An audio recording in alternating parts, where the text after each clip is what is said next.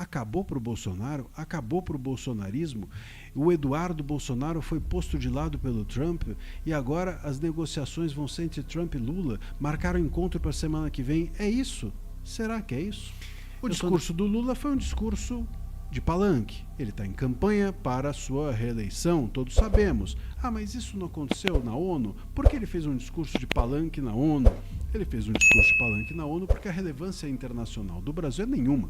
A relevância internacional do Lula, do governo e mesmo do Brasil hoje é muito pequena. Portanto, sobrou a ele a possibilidade de usar a tribuna da ONU para fazer palanque político para o ano que vem. E aí ele fez isso, falou de soberania, disse que as redes sociais são importantes serem reguladas, e etc. Tudo aquilo que ele fala dentro do Brasil, falou lá fora. Porque o público era o mesmo. O público era nosso. Nós éramos o público. O discurso do Lula lá foi para...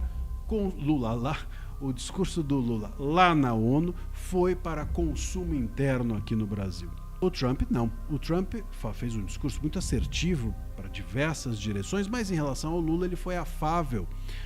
Fez até um afago, vamos dizer assim, no Lula, o elogiou e o abraçou e disse que nos 39 segundos que eles conversaram, marcaram um encontro. Muito difícil que isso seja verdade. Dos 39 segundos que eles conversaram, em que idioma eles conversaram? Todos sabemos, nenhum dos dois fala português.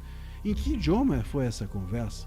Bom, mas ainda que eu entendo isso muito mais como um gesto do Trump. O Trump pode ter simplesmente jogado esse verde, né? E ele funciona dessa maneira, ele negocia assim. Num dia sanciona a esposa do Moraes, no dia seguinte chama o Lula para uma conversa.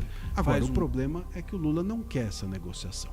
O Lula não está afim de negociar e não vai se encontrar pessoalmente. Já disse o Mauro Vieira, que é o diplomata responsável pelo Itamaraty, ele disse já à CNN Internacional que o Lula não tem agenda, que está muito ocupado na semana que vem, por isso não poderia fazer um encontro pessoal, o que é de uma insensibilidade atroz.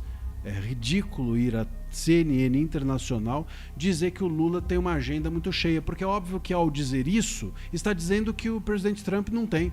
O Trump encontra uma agenda para falar com o presidente do Brasil pessoalmente e o presidente do Brasil não tem uma agenda para falar com o presidente dos Estados Unidos. Pô, é ridículo isso. É de uma insensibilidade diplomática lamentável. Isso não se diz isso assim. E muito menos na imprensa. Se é para se dizer isso, que isso seja dito internamente. Então aí já mostra como o Brasil trabalha mal diplomaticamente, não é de hoje. Esse Lula tem receio do que pode acontecer no encontro pessoal, de como a sua imagem pode ficar ainda mais arranhada. E esse é o ponto. É por isso que ele não quer se encontrar pessoalmente. Mas não é apenas por isso, é também porque o Lula não quer resolver essa questão. E a gente precisa aqui firmar isso com bastante assertividade. O Lula fez do enfrentamento aos Estados Unidos, do enfrentamento ao Trump, um enfrentamento ao imperialismo, um enfrentamento ao imperialismo yankee, essas pautas de 100 anos. Há 100 anos essas pautas já eram velhas, imagina hoje. Mas isso é a campanha dele. Por quê? Porque ele não tem outra. Ele não tem outra campanha, ele não tem outra pauta, ele não tem outra plataforma, é disso que se trata. O Lula vai insistir nesse negócio de que ele está enfrentando aqueles que enfrentam a nossa soberania, de que ele está combatendo o fascismo internacional, de que ele está fazendo com que o Brasil seja soberano outra vez. Essa é a única pauta que o Lula tem para tentar se reeleger no ano que vem. É uma bobagem, mas é o que ele tem. E ele vai insistir nisso. O problema é que para o Lula resolver a questão com os Estados Unidos, ele precisa resolver a questão com os brasileiros. Para o Lula resolver a questão com os Estados Unidos, ele precisa devolver o STF de volta para a casinha, ele precisa devolver o gênio de volta para a lâmpada. E isso ele não pode fazer. Ele não consegue fazer. Porque, primeiro, o STF é seu aliado. Segundo, que dentro desse establishment hoje que se formou no país, entre STF, Executivo, né, Poder Executivo, STF e presidentes das casas legislativas, esse é o establishment que manda no país, dentro desse balaio de pessoas e autoridades, o Lula é o mais fraco, é o menos relevante, é aquele que é porta-voz do sistema, mas não manda no sistema. Então, o Lula sequer pode, ainda que quisesse, desfazer-se desses aliados.